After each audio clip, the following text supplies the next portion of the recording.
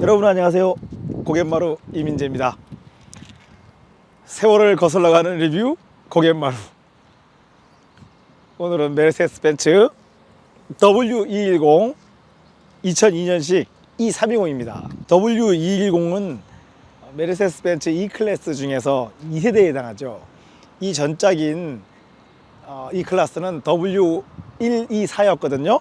그게 W124가 1986년에 데뷔를 했어요. 그러다가 95년까지 생산되고 1996년부터 2002년까지 생산된 E클래스가 W210 E클래스예요. 이 W210은 우리나라 차랑 또 관련이 좀 있어요. 우리가 잘 알고 계신 쌍용 체어맨 있잖아요. 쌍용 체어맨은 그러니까 하체, 서스펜션하고 바디는 W124, 그러니까 이거보다 한 세대 앞에 E클래스 거를 사용했거든요. 그런데 엔진하고 변속기는 바로 이 차 거예요. 정확히 말하면 이 차는 아니에요. 이거는 지금 W210 중에 후기형이고 W210 전기형의 직렬 6기통 엔진과 5단 자동 변속기를 사용했거든요. 그러니까 체어맨은 우리나라에 1997년 후반 정도에 데뷔한 걸로 알고 있는데 80년대에 데뷔한 W124와 90년대 후반에 데뷔한 W210의 엔진과 변속기를 섞은 차예요. 이게 어떻게 보면 우리 체어맨에도 영향을 미쳤다는 걸로 봐서는 우리랑 아주 생소한 차도 아니죠. 이제 W124는 앞부분이 스트럿이었거든요. 근데 좀 특이한 게 체어맨을 보신 분은 아시겠지만 댐퍼하고 스프링이 따로 분리가 돼 있어요. 그러니까 우리는 보통 댐퍼 안에 이렇게 스프링이 꽂여져 있잖아요. 근데 그게 달랐어요. 이 차는 또 그것도 아니에요. E 클래스로서는 처음으로 앞 서스펜션을 WC-본을 사용했어요. 물론 이 당시는 뭐 알루미늄 재질을 쓰지는 않았거든요. 그런데 어쨌거나 아마 이 BMW 5 시리즈나 E 클래스하고 같은 E 클래스 이 사이즈의 차에서 처음으로 앞쪽 WC-본을 장착한 차죠. 이 시대에 같이 생산된 BMW는 96년부터 생산된 E39가 있거든요. E39는 앞이 그냥 더블 조인트 스트럿이에요. 그러니까 로어암만 이분할한 구조로 되어 있는 스트럿이었고 뒷서스펜션도 뭐 멀티링크긴 한데 이렇게 아주 조그마한 가닥으로 되어 있지 않은 뭐 H자형 로어암으로 이루어져 있거든요. 그래서 이렇게 정교하지 않아요. 그래서 그 대신 E39는 하체 부품이 전부 알루미늄이었어요.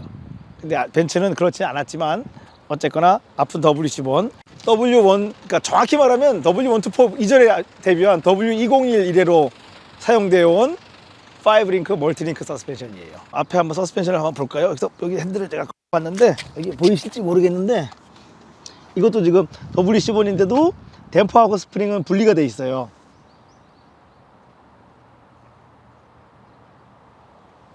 뒤는 뭐 우리 이때까지 계속 쭉 변형이 없이 124하고도 거의 변형이 없는 5링크 멀티링크예요. 그래서 서스펜션만큼은 정말 최고의 메커니즘을 동원했죠. 자, 외관 디자인을 보면 이게 또 이 W210이 굉장히 독특한 게 사실 이 이전까지는 벤츠라 그러면은 다 직선하고 각을 이루어진 차들이었거든요. 근데 갑자기 이 W210에 와서 정말 뭐라 그럴까요? 컨셉트카, 이게 원래 컨셉트카에 좀 적용되었던 디자인인데 그거를 여기다가 처음 담았어요. 그래서 앞부분 라이트가 동그란 4개로 이루어졌는데 사람마다 호불호가 있죠. 근데 저는 멋진 것 같아요. 근데 앞은 사실 굉장히 멋지거든요.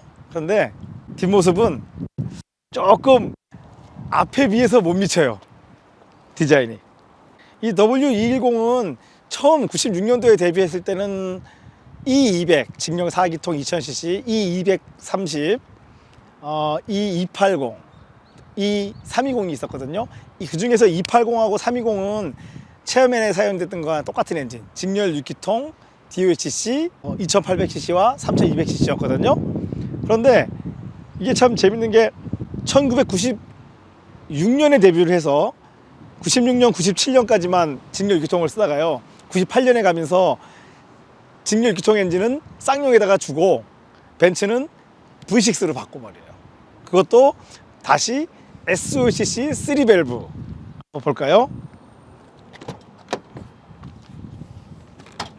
벤츠는 여기 있죠. 탁 당기는 게. 네, 보시다시피 V6 SOHC 기통당 3밸브, 흡기 밸브 2개에 배기 밸브 하나를 갖는 V6 엔진이에요. 이 차는 지금 E320이라서 3200cc거든요. 자, 앞쪽에 헤드를 보시면은 여기 캠 포지션 센서는 있는데 가변 밸브가 우리가 일반적으로 VVT라 그러죠. 베리어블 밸브 타이밍, 가변 밸브 조절 장치가 없어요, 이 엔진은. 그래서 그게 없다는 거는 회전 영역에 따라서 최적의 상태를 만들 수는 없지만 또 어떻게 보면 고장날 수 있는 요소가 줄어들었다는 뜻이기도 하죠. 여기 보시면 자 6기통인데 점화 코일이 한쪽당 3개씩 붙어 있죠. 그리고 이 차는 SOCC인데 한 기통당 스파크 플러그가 2개예요. 그러니까 트윈 스파크거든요.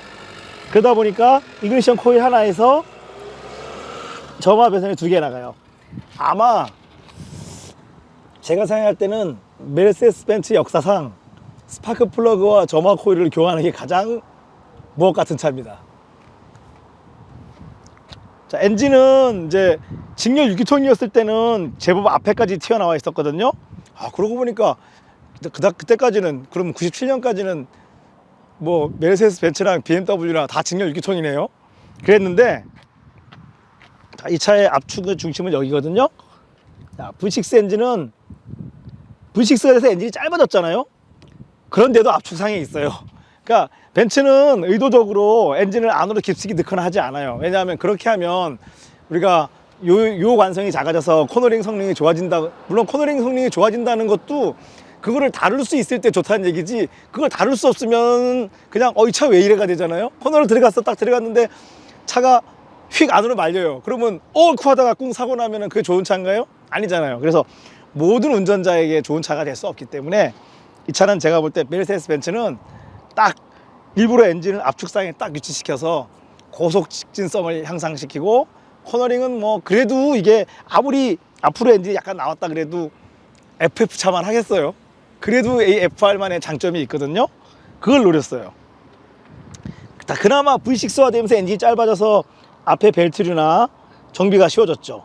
그리고 더 좋은 것은 이 시기쯤에서 워터펌프에 달려있던 기계식 팬, 기계식 공랭 팬이 다 전동화가 되는 바람에 이쪽 공간이 더 넓어졌어요. 그거는 차량 정비하시는 분들 입장에서는 정말 반가운 일이에요. 이 기계식 팬이 있을 때는 앞에 팬벨트 교환하는 게 얼마나 이 성가신 작업이었는 줄 아세요? 자, 그리고 여기 보시면 스로틀이 케이블로 되고, 여기 지금 전자식 스로틀이죠. 여기 브레이크, 우리 하이드로백이라 그러죠. 굉장히 용량이 큰 하이드로백을 쓰고 있죠. 에어백 모듈. 여기 또 있어요. 메르세데스 벤츠의 특유의, 제가 전에도 언젠가 한번 말한 적이 있는데, 이 엔진 냉각수가 일로 들어가서 한 바퀴 돌게 돼 있어요. 그래서 절대로 북부 지역에서조차도 냉각수가 얼지 않아요. 이건 정말 메르세데스 벤츠밖에 저는 본 적이 없어요. 다른 회사 차는 이거 본 적이 없어요. 또 특이한 점은 뭐 이 정도면 됐죠.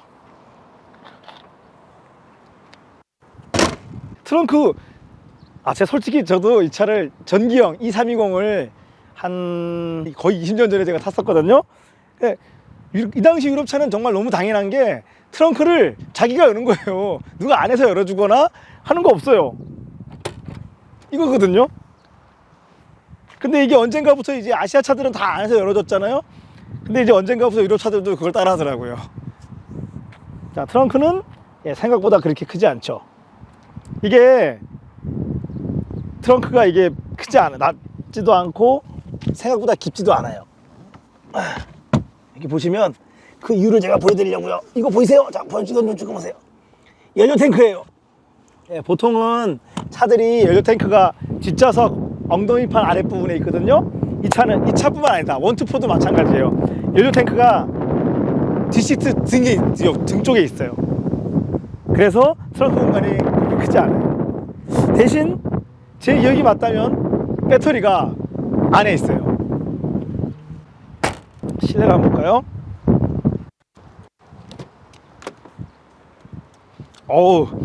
지금 문을 딱 열고 들어왔는데 벤츠 냄새가 확 나요. 자, 잠깐만 핸들을 좀 돌려볼게요. 자, 계기판은 뭐 이게 계기판이 이게 조금 이제 과도기이긴 한데요. 1, 2, 4까지는 우리가 백라이트가 아니라 이렇게 이쪽에서 등을 비추는 타입이었거든요. 근데 이제 1, 2, 4보다는 다소 현대적이 됐어요. 그런데 이제 문제가 하나 있다면은 이 W210의 골든병이거든요. 시간이 지나면은 좌우 액정이 다 안 나와요. 그래서 한 10만 킬로 전후쯤에서 하나씩 안 나오거든요. 이 차도 여지없습니다 지금. 자, 도어 트림은 W203 편에서도 말씀드렸지만 이렇게 싹 주름진 가죽인데 정말 멋지지 않아요? 저는 이거 너무 멋진 것 같아요. 시트 조절 스위치가 있고요. 심지어 스티어링도 이걸로 조절합니다. 이건 정말 신나네요. 이 차는 지금 E320이라서 옵션이 되게 높은 편이에요. 자, 시트도 편안하고, 근데 이제 이게 이 당시로선 E클래스로서 굉장히 큰 편이었는데 요즘 차들이 계속 커졌잖아요. 이거 뭐 지금 기준으로는 3 시리즈 사이즈밖에 안 돼요. 그렇더라도 한번 볼까요? 네. 여러분 차에 지금 이거 보이세요? 이거 지금 제습제잖아요. 이게 이 차주의 차를 사랑하는 마음을 저는 이거로서 항상 판단하는데 분명히 이 차가 지하주차장에 세워져 있을 거예요. 자주 안 탄다는 뜻이거든요. 차를 지하주차장에 세워놓고 오래 안 타시면 여름에 차 안에 습기가 차가지고 곰팡이가 쓸어요. 그래서 그걸 제거하려고 있는 거예요. 이건 정말 차를 어지간히 사랑하지 않으면은 발견할 수 없는 거예요, 차 안에서. 자, 시트는 굉장히 편해요. 이거 우리가 요즘 최신 차에만 익숙해지신 분들이 한번 이런 차를 타보셔야 될 것 같아요. 그리고 마찬가지로 이 벤츠의 공통된 이야기인데 시트가 약간 높아서 앞사람이 살짝 내려다 보이거든요.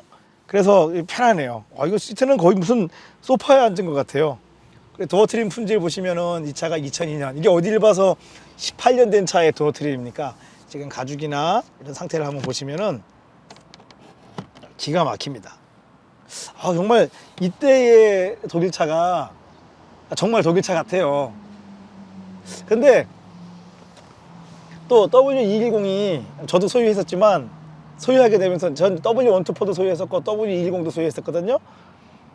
의외로 W210이 W124에 비해서 부품이 싸요. 그러니까 벤츠도 이 정도 이 시기쯤에 와서는 자기들도 원가를 좀 줄여야겠다고 생각한 것 같아요. 그래서 각 부품의 질은 조금 떨어지지만 어쨌거나 부품이 좀 싸요. 좀 테일램프 이런 거 깨져보면은 아니 그 구형에 비해서 이게 이렇게 싼가 싶을 정도거든요. 근데 이 스위치, 여기 스위치 좀 비춰주세요. 저는 요 스위치들하고 요 창문 스위치 느낌이 너무 좋아요.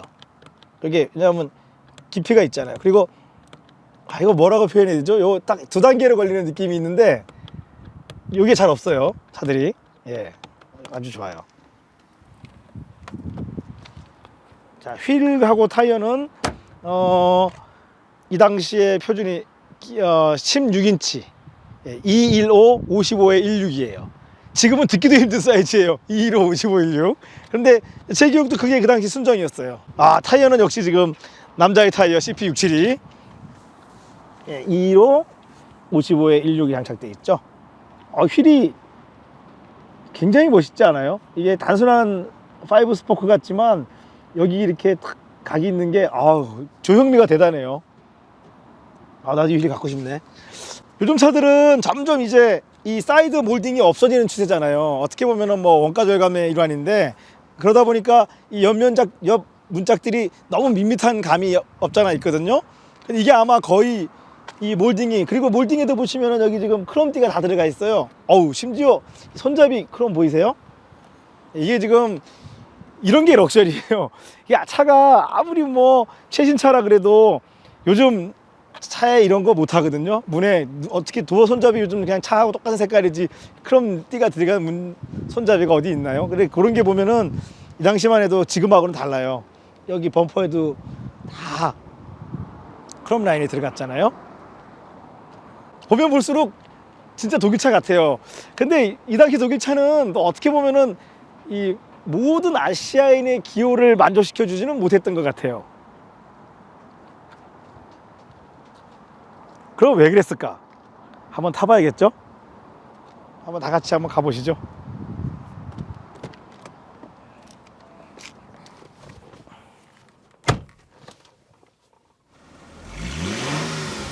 고갯마루. 네, 램프가 어디 하나가 나갔습니다. 저게 다 들어오는데 예. 다른 건지 저게 경고등이 안 아, 제 차도 옛날에 이랬는데 네. 못 찾았어요. 예. 안 들어오는 애가 없는데 저게 아, 확인했는데 계속 체크하라고 그러는데 제가 보니까 뒤에 이게 테일 램프가 이제 이렇게 기판으로 돼 있잖아요. 네. 거기 어디 저항이 조금 변하거나 아. 예, 접촉 저항이 생기면은 네. 이런 일이 생기더라고요. 저는 이거 진짜 오랜만에 타거든요. 네. 오랜만에 타니까 감회가 새로워요. 그 당시까지만 해도 독일차들 이 스티어링 무게감은 영락 없는 독일차잖아요. W210 중에서 후경이잖아요. 네. V6 엔진이 후경인데 꽤 많이 전경에 비해서 좀 달라요. 스티어링 휠도 살짝 달라졌고 공조기는 똑같아요. 네. 그리고 이제 이 우드그레인이 달라졌고 네. 우드그레인이 좋지 않았거든요. 제일 달라진 게 여기네요. 네. 시프트 레버 쪽에 많이 달라졌어요. 이 차가 보면은 창문 스위치가 여기 붙어 있잖아요. 네. 예, 저는 이게 맞는 것 같아요. 옛날부터 이게 맞는데 아, 왜 이거 안 하는지. 이러면 뭐 뒷창도 지금 차들은 뒷창을 운전자만 할 수 있잖아요. 근데 이 당시만 해도 그냥 옆 사람이 알아서 다 할 수 있었거든요. 차가 지금 적산이 14만 6천 킬로 됐는데 새 차 같아요. 지금 뭐 아까 잠깐 제가 바깥에 외관 소개할 때도 봤지만 제가 손 내는 곳마다 다 새거더라고요. 깜짝 놀랐어요. 막 얘기하다가 나도 모르게 속으로 여기도 새거네? 또 막 얘기하다가 여기도 새거야. 부품 교체하고 태그를 달아주잖아요. 네. 그게 붙어 있더라고요. 아.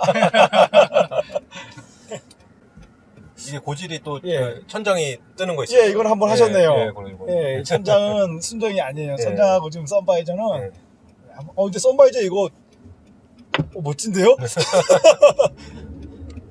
약간 쳐졌어요, 그죠? 네. 저는 제 차도 이 썬바이저가 약간 쳐져가지고요. 예, 바꿨어요. 꽤 비싸다고 하더라고요. 예, 한 30만 원 정도 가던데요, 썬바이저가? 이 V6 엔진이 이 전기형 직렬 6기통보다 저속 토크가 훨씬 세요. 그래서 이 일상 주행이 훨씬 낮은 RPM으로 지금 스트레스 없이 갈 수 있어요. 네, 지금 뭐 1500rpm 이렇게도 술술 나가거든요. 이건 정말 전기형보다 이게 완전히 달라질 부분이 여기에요. 전기형 엔진은 사실 그 직렬기통 전기형 엔진은요 스포츠카 엔진이에요. 이게 저회전에서는 힘이 없다가 밟으면 회전수가 3,500 넘어가야 이제 힘을 확 쓰거든요. 예. 근데 세단이 왜 그래요, 그죠? 근데 이 엔진은 반대예요. 저속은 풍부하다가 오히려 피크가 살짝 죽어요. 이쪽이 맞아요, 세단은. 근데 벤츠는 뭐 엔진 특성을 이렇게 바꾸고 싶어서 바꾼 건 아니고요. 그 당시에 미국에 차를 팔려다 보니까 매연 규제가 있었거든요. 그 직렬 기통 엔진이 그걸 통과를 못해요. 그래서 어쩔 수 없이 이 엔진을 새로 만들었어요. 그래서 그런가 제가 그 체어맨 320을 탔었는데 예. 차가 무거워서 그런지 얘보다 안 나가는 느낌을 좀 받았거든요. 그거는 저속으로만 다니시면 네. 이 차대에다가 똑같은 무게라도 잘 안 나가는 게 네. 맞아요. 걔가 더 직렬 기통인데 더 거칠어요, 느낌이.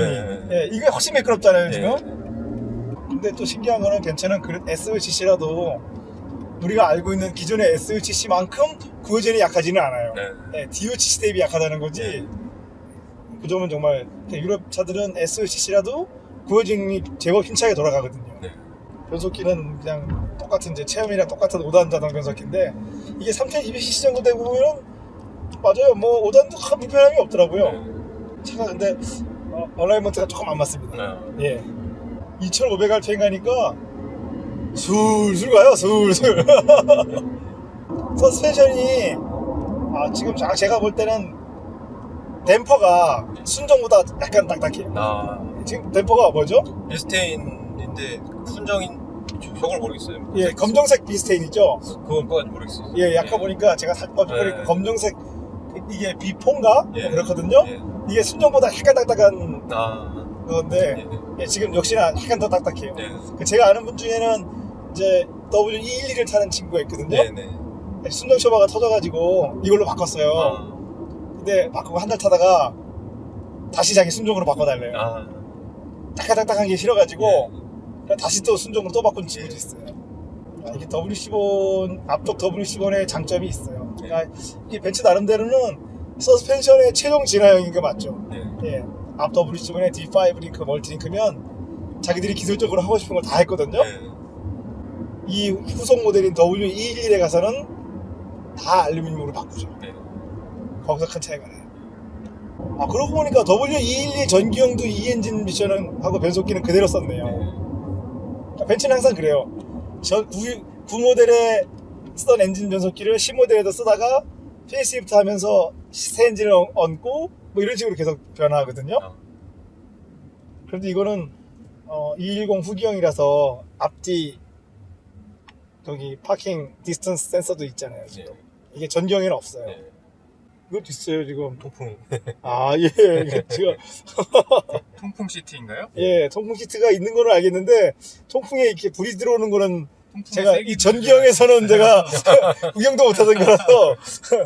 그냥 요즘 차들도 저렇게 많은 단계로 조절되진 않잖아요. 네. 아, 그게 그러고 보니까 그렇네요. 예. 이게 정말 히팅도 벤츠 타보시면 아시지만 딱 최고 겨울에 타면 춥잖아요. 최고 단계를 딱 틀어놓고 가다 보면요, 알아서 잠잠 적정한 온도로 자기가 떨어져요. 네. 그거 보면 이게 정말 사람들이 이게 다 해봐, 다 진짜 이 소비자의 욕구를 정확히 아는구나. 계기판은 사실 어떤 멋을 내지 않았거든요. 딱 진짜 그냥 오로지 이거는 우리는 시인성 하나다. 그거로 딱 주안점을 두고 만들었어요. 제가 이제 오랜만에 타보니까 그 당시는 이게 제가 큰 차라고 생각했거든요. 오랜만에 타니까 그렇게 크지 않아요. 최신 차들이 너무 커져가지고. 껍데기는 작아 보이는데 뒤에 그 F10 타는 친구가 뒷자리는 더 넓다 그러더라고요. 아, 그렇죠. 네. 왜냐면 요즘 차들이 뭐 의자도 넓고 네. 그렇잖아요. 뒷자리가 엄청 편해요.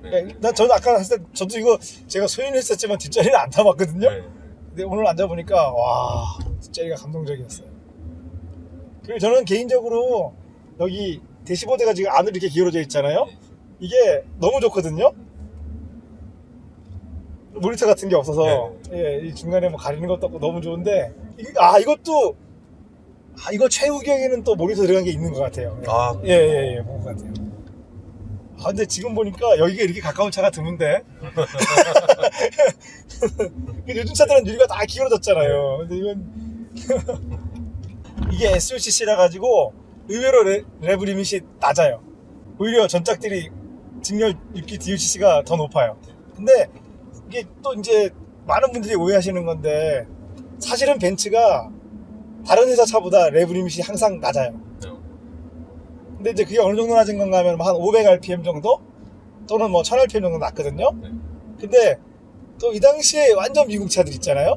그거 더 낮아요. 그러니까 이 벤츠는 미국 차와 어떤 의미에서 순수한 유럽 차들을 하고 사이에 있다고 봐야죠. 대신 저속 토크가 풍부해요. 고회전을 하는 차들은 어쩔 수 없이 저회전을 포기하거든요. 근데 이 차는 벤츠는 항상 어떤 모델이건 보면 저회전 영역의 힘을 절대 포기하지 않아요. 그게 왜냐하면 저회전 영역의 힘이 떨어지게 되면 변속을 자주 할 수밖에 없거든요. 근데 벤츠가 그걸 딱 모든 벤츠를 타보면 벤츠 설계자는 변속이 잦은 걸 싫어해요. 그러다 보니까 그럼 당연하죠. 잦은 변속을 안 하려면 저회전에 힘이 세야지 끌고 갈 거 아닙니까? 그래서 벤츠는 이렇게 만들어요. 그러고 보면 이 엔진은 98년에 대비해서 2004년에 또 단종되네요. 이 엔진도 그러고 보면 진짜 얼마 못 썼어요. 그러니까 매연 규제에 대응하기 위해서 그 당시 기술력으로 이걸 만들었다가 2005년쯤에 가서는 다시 DOHC화를 한단 말이죠. 엔진음 자체는 사실 이 엔진이 조금 커요. 이 저회전 엔진음이 싹 조용한 엔진은 아니에요. 그런데도 워낙 지금 이 차가 정비가 잘 돼 있어서 거의 새걸 때의 컨디션을 지금 느낄 수 있어요. 왜냐하면 이쯤 되면은 차들이 엔진 마운트나 미션 마운트가 주저앉아가지고 진동이 심한 차들이 많거든요. 이 차에는 해당되지 않아요. 지금 이 차에는 해당되지 않아요. 그냥 뭐 새 차 같아요. 그런데 그 직렬 6기통하고 네. V6하고 비교했을 때는 네. 어떤 게 더 부드럽다고 볼 수 있나요? 이론적으로 봤을 때는 당연히 직렬 6기통이 더 부드러워야 돼요. 그러니까 폭발 간격이, 직렬 6기통은 폭발 간격이 균일하잖아요. 근데 V6는 그렇지 않거든요. 근데 뭐 이론적으로는 그렇다고 하지만 이 당시 이 전작의 초기형에 쓰이던 V6는 DLCC잖아요. 거기다가 밸브 리프트 기구가 직동식이거든요. 그러다 보니까 또 거기서 오는 소음이 있어요. 그러니까 이게 엔진음이라는 게 뭐 파이어링 오더, 그러니까 폭발 순서만으로 교정되는 게 아니기 때문에 거기에는 뭐 밸브 기구 또는 그 밸브 기구를 구동하기 위한 체인 드라이브 뭐 이런 게 다 복합되어 있기 때문에 이 엔진음이라는 거는 다 종합돼서 나오는 거라서 꼭 그렇게 말하기 힘들죠. 그렇게 따지면은 왜 벤츠는 똑같은 직렬 6기통인데 BMW처럼 CX6라는 얘기를 못 듣냔 말이죠. 사실 BMW도 90년대 초반까지 생산됐던 SOHC 직렬 6기통이 CX6라 불리는 거지 91년부터 데뷔한 DOCC는 그렇게 부르지 않아요. SOHC가 구조적으로 더 부드럽나 보네요. 더 단순하니까요. 밸브 개수도 작고 SOCC는 보면은 물론 이제 그걸 만든 사람 마음이긴 한데 로커암을 이용해서 개입돼 구동하는 경우가 많거든요. 그쪽이 좀 더 음이 차분해요. 근데 우리가 말하는 직동식 구조들이 좀 시끄러워요. 이것도 로커암이 개입된 타입이거든요. 그래서 이게 좀 차분한 느낌이 있어요. 하지만 약간 톤이 약간 저음 톤이 나요. 그리고 추월할 때는 그렇게 펀치가 없잖아요. 이게 앞쪽 WC1이 이제 물론 WC1 방식이라는 것을 처음으로 적용한 이 클래스라는 데는 굉장히 큰 의미가 있는데 이게 어퍼암 길이가 사실은 좀 짧아요. 이게 공간적인 문제라든지 그래서 로어암에 비해서 상대적으로 어퍼암이 좀 짧거든요. 그렇다 보니까 이 뭐랄까요, 조금 어색한 느낌이 앞에 있긴 있어요.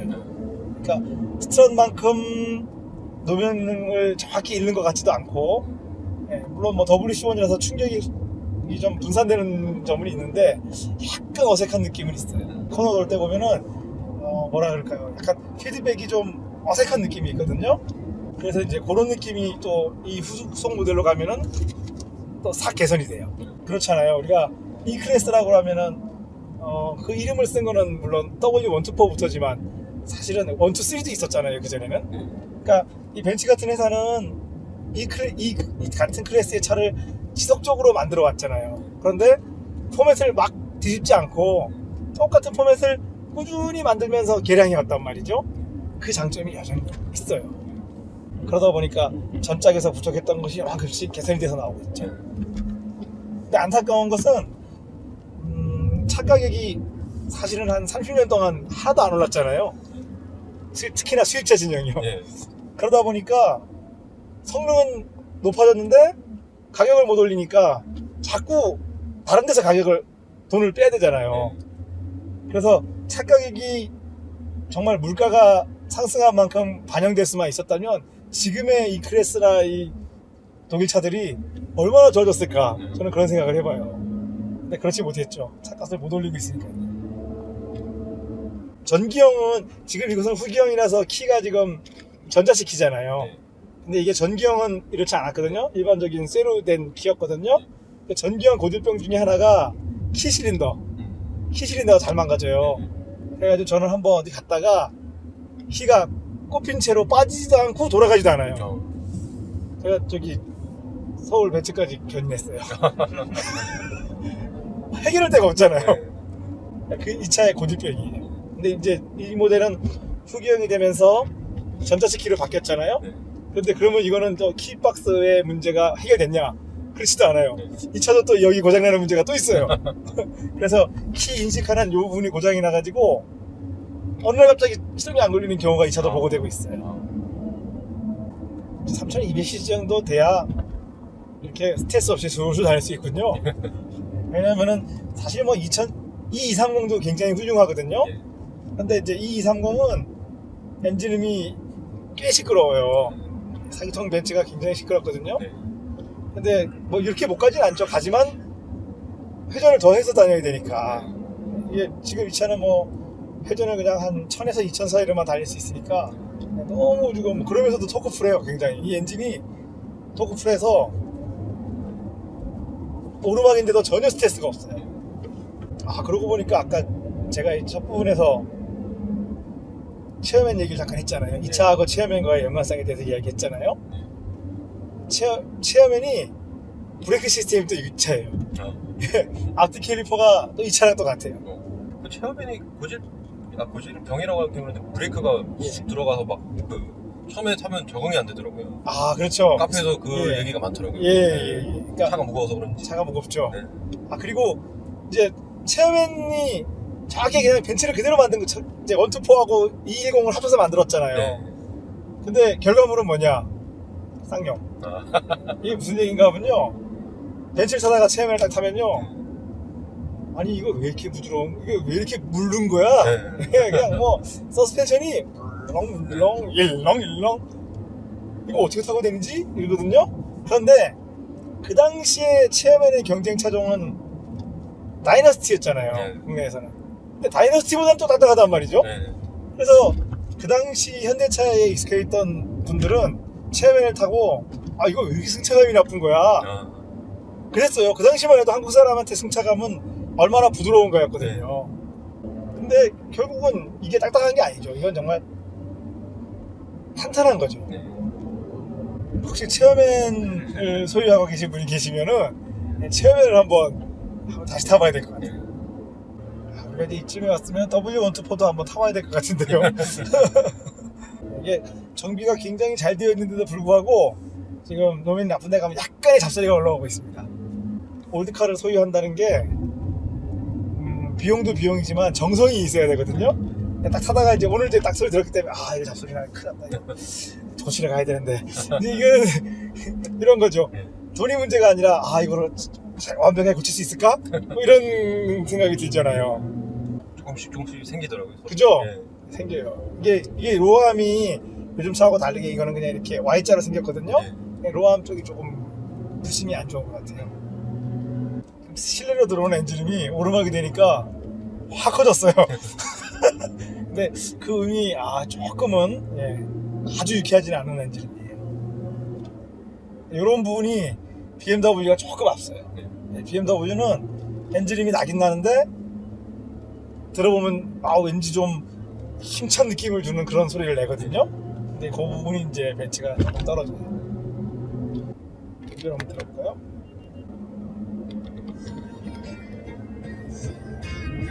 이건 90년대 후반에 중반에 데뷔한 차치고는 오디오가 굉장히 지금 훌륭한 편이에요. 근데 이제 그렇긴 한데 최근 차에는 못 미치죠. 이게 오디오 10이죠. 테이프 데크가 들어가는 오디오 10. 30인가요? 이거는 옵션이 지금 제일 높은 차네요. 그러면은 이 테이프 데크가 안 들어가나요? 이 차는? 열릴 거예요. 여기는 열려야 되는데 제가 볼 때는 차가 너무 많으셔서 지금 차주인이 다른 차에서 본 걸 지금 착각하시는 것 같습니다. 이게 이 당시에 이 위로는 E420, E500, E55AMG가 있었죠. 근데 그 8기통 엔진들은 미국에서는 좀 흔해도 실질적으로 유럽하고 아시아에서의 최고 모델은 320이었어요. 이 당시에 아마 이 바디에다가 더 센 엔진을 얹어가지고 브라보스가 EV10인가 하는 차를 만들었었어요. 12기통 엔진을 얹어가지고 이름이 EV10이었거든요.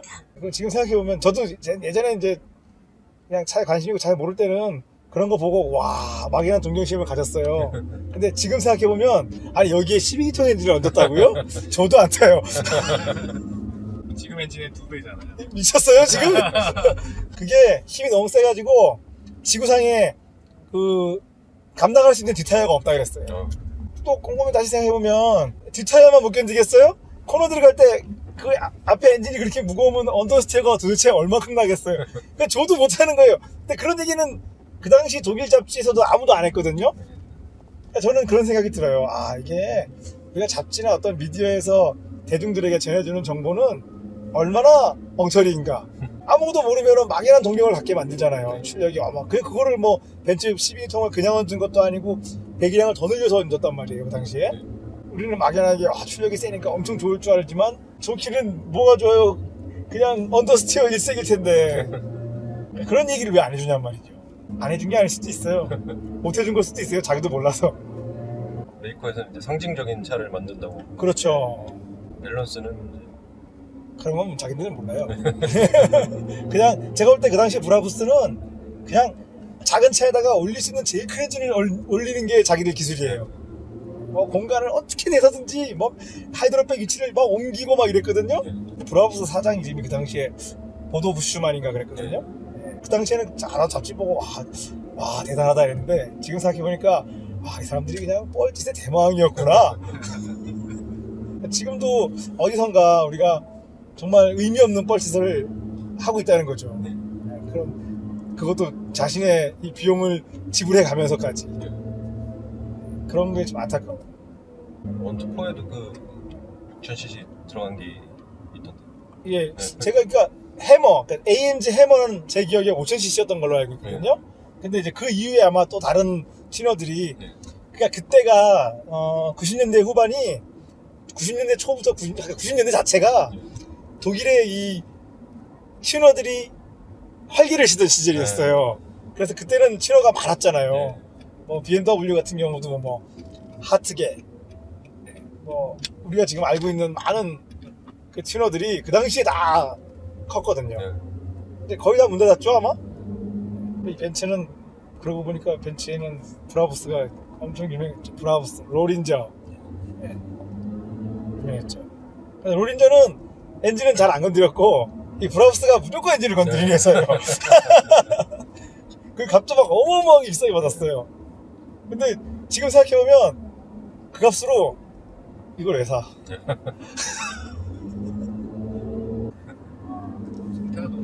시트 가죽이 우리가 새로 하잖아요? 그럼 처음에 그 퀄리티가 어느 차도 안 나오잖아요. 이게 딜레마예요. 시트가 좀 삭으면은 때 딜레마야. 할 수도 없고 안 할 수도 없고 그냥 아무것도 모르면 할 수 있어요. 근데 딱 하고 나면은 가죽 품질이 원래 거에 못 미치거든요. 요즘 나오는 현대차는 해도 되겠더라. 왜냐면 원래부터 엉망이니까 더 엉망이 될 데가 없어요. 근데 특히나 이 90년대 차들은 가죽이 달라요. 이 차도 꽤 좋은 것 같아요. 그렇죠. 아직도 뒷자리는 이렇게 별로 늘어나거나 그런 데는 별로 없고요. 이게 차들이 보면은 다들 뒷자리를 거의 안 써가지고 뒷자리들은 거의 새 거더라고요. 예, 지금 뭐 앞타이어가 엄청 울어요. 지금 벤츠는 엔진을 약간 앞으로 밀어서 고속 직진성 확보를 하려고 노력하거든요. 그러다 보니까 지금 약간의 코너만 들어가도 앞타이어가 울잖아요. 이건 무슨 뜻인가 하면요, 조금 더 세게 들어가면 언더스테어가 날 거라는 뜻이에요. 언더스테어가 심하지 않은 차는 앞타이어가 울지 않아요. 그래서 가끔 그런 분 계시잖아요. 뭐 코너에서 이 차 한 개를 테스트 해보고 싶다. 굳이 그럴 필요 없어요. 조금만 세게 해봐서 앞타이어가 울잖아요. 그럼 난 그 다음에 언더나는구나. 그렇게 알고 계시면 돼요. 그걸 뭘 더 해가지고 더 위험한 상황을 만들어 봅니까? 이 차 말고 또 다른 차도 소유하고 계시다고요? 예. 혹시 무슨 차가? 140, 예, 벤츠 W140, 500, 600, 500, 600 다 가지고 계시다고요? 예, 두 대를요. 예. 239, 540하고 예, 540. 예. 볼보 S80, T6. 예. 아니 그 직렬 6기통을 횡으로 얹었다는 예. 터보인가요? 예, 터보입니다. 예. T6라는 모델이 S80 중에서 제일 배기량이 크고 제일 힘센 차입니다. 예.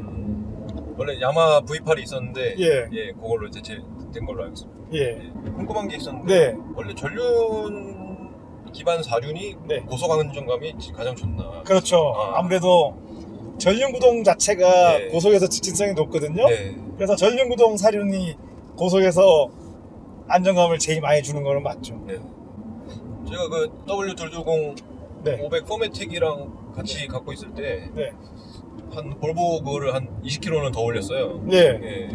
그리고 그 페이턴이나 뭐 RS7 이런 전륜 네. 기반들이 네. 고속 안정감이 그렇게 좋다고 뭐 예, 그렇죠. 예, 얘기를 많이 들어요. 맞습니다. 네. 그래서 고속 안정감이 좋다는 것은 네. 직진성이 좋다는 얘기죠. 네. 예, 결국 이제 꼬불꼬불한 코너길에 가면 예, 똑바로 갈 가능성이 커지죠. 네, 그 뜻이에요. 결국은 다 좋은 차가 없는 거예요. 그러니까 이게 좋으면 저게 나쁘고. 그래서 이제 벤츠는 아까 그래서 엔진 위치가 보면요, 그 중간을 택했어요. 전륜구동만큼은 그럼 언더스테어가 나면 안 되겠고, 또 고속에서도 안정감은 있어야겠고, 해서 딱 이 정도로 배치를 한 거예요. 그 239, 네, 540 타보면은 조금 얘네보다는 좀 재밌겠네요. 그렇죠. 근데 BM은 아무래도 네. 작고 가벼울수록 더 재밌을 것 같은데 어떤 거 바디를 추천하실까요? 예, 저는 뭐 가능한 수록 작은 차를 좀 권합니다. 예, 국내에는 뭐 많이 안 들어가 있지만 1시리즈. 1시리즈가. 예, 근데 1시리즈가 작나요? 그러니까 제가 얘기하고도 내가 작은 차라 그랬는데 이게 안 작은데 어떡해, 이런 마음이 들어요. 거짓말하는 것 같은 마음이 자꾸 들어요. 236 정도 되겠죠 이제. 36도 저는 크다고 생각해요. 네. 36도 막상 타면 하기야 뭐 지금 시절에 BMW 236을 이렇게 막 타보신 분들이 얼마나 계실지 모르겠지만 236도 사실은 쓸데없이 트렁크 공간이나 휠베이스가 길다고 생각하거든요. 그래서 36 중에 TI라는 모델 아세요? 아니요. TI 3도어에 해치백이 있어요. 그게 제일 좋았어요. 크기는 지금 1시리즈랑 그거랑 비슷할 거. 아니요, 지금 이 시리즈가 더 작아요. 굉장히 커요. 거의. 예, 지금 이 시리즈가 작다는 건 정말 1시리즈이기 때문에 그런 생각을 하게 되는 거지, 차를 실질적으로 보고 나면요, 아니 이게 왜 1이라는 이름이 붙었지? 왜냐하면은 벤츠는 그래도 근데 요즘 벤츠도 안 그래요. 얼마 전까지만 해도 A 클래스, B 클래스가 데뷔 시기엔 작았잖아요. 근데 지금은 또 그런 말 하기도, 벤츠도 그런 말 하기가 좀 그렇더라고요. F20부터는 절대 작은 차가 아니에요. 그런 관점에서 본다면 이 시절에는 E 클래스 때도 작은 거죠. 근데 이것도 커요. 제 입장에서는 제가 마음에 드는 사이즈는 아까 말씀 236 318 Ti 정도? 그것도 좀 크다. 그럼 결국은 스포츠카 종류밖에 안 남고. 그렇죠. 결국은 그렇죠. 그러니까 스포츠카를 탈 수밖에 없는 이유가 거기에 오는 거예요. 사실 목적이 그렇죠. 차의 목적에 따라 차량을 선택해야 되니까. 그렇죠. 저 같은 경우는 이제 전 이런 것 같아요. 패밀리카를 좀 큰 걸 사셔야 되는 분들은 가족들의 눈치를 좀 봐야 되는 사람. 근데 저는 가족 눈치를 전혀 안 보기 때문에 작은 차 사도 저희 집 식구들은 그래요. 뭐 뒤에 자리만 있으면 만족이에요. 실제로도 911 뒷자리에 타고 다니시잖아요. 그럼요. 우리 9일 타고 투어 다녀요 다. 86 타고도 투어 간 적도 있고 뭐. 그러다가 이제 W203C를 사니까 완전 너무 좋아서 뒤에서 웃고 있어요 그냥. 근데 이 벤츠들이 BMW하고 항상 비교가 많이 되잖아요. BMW하고 정말 결정적으로 다른 게 이 변속 로직이에요. BMW는 일상 주행에서조차 어느 정도 자기 엔진이 가진 힘을 쓰는 방향이거든요. 그러다 보니까 BMW가 엄청 잘 나가는 것처럼 느껴져요. 그리고 벤츠는 BMW를 타면 엄청 안 나가는 것처럼 느껴져요. 왜냐하면 벤츠는 2000rpm을 잘 안 넘기려고 되잖아요. 그리고 오르막에서도 다운시프트를 잘 안 하려고 그런단 말이에요. 그런데 그렇지 않습니다. 벤츠도 수동으로 변속하면서 적극적으로 풀악셀을 달려보면 마치 이런 느낌이에요. 싸움 잘하는 친구가 싸움 못하는 척하고 있다가 결정적인 순간에 한 방 빡 치는 거 있잖아요. 네, 그런 스타일이에요. 벤츠가 좀 그런 매력이 있어요. BMW는 이미 힘을 어느 정도 썼기 때문에 더 써봐야 그렇게 극적인 효과가 안 나겠죠. BMW 변속 로직의 제일 큰 장점은요, 내리막. 약간만 내리막을 가면 자기가 알아서 엔진 브레이크를 착착착 건단 말이죠. 근데 그게 너무 기가 막혀요. 그래서 이 풋브레이크를, 이 발브레이크를 많이 안 쓰게 만들려고 한 점이 대단해요. 그래서 정말 어떨 때는 저도 알면서도 아니 얘가 왜 이렇게 RPM이 치솟지? 이거 좀 너무한 거 아니야?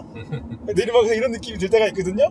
근데 약간만 경사도가 약해지면 거짓말처럼 기어가 싹 다음 단으로 들어가는데 그렇지. 이런 느낌이에요. 근데 그거에 비하면 벤츠는 엔진 브레이크도 내가 해야 되고 안 하면 안 걸려요. 그런 이제 변속 로직의 어떤 철학의 차이가 있어요. 이게 스프링도 지금 무슨 순정형 스포츠 스프링 같아요.